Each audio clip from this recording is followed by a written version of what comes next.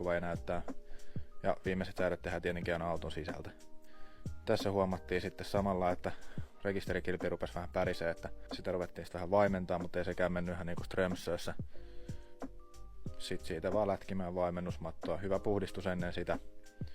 Pysyy sitten matot siellä kiinni. Ihan järjen kanssa. Ei sinne kauhean paksulti mahu mitään, että mahtuu sitten vielä kiinni. Tuossa mä leikkailen 2 eri mattoa. Eli tulee Dynamatin putuylikumimatot alle ja sitten vähän tuollaisia pehmeitä mattoja päälle. Asennus sujuu tälle kilventelineelle hienosti, kun ei meillä ollut kierretappeja, niin tuli sitten laitettua poraruuvilla kiinni ja korjattua sitten kun jaksaa, eli tuskin ikinä. Ei sattunut ole asiakkaan auto kyseessä. Päivän päätteeksi sitten lasketaan pohjakassaan kolikot ja pakolliset home-kaiuttimen testit siihen loppuun. Valot kiinni, myymälä kiinni, morjes.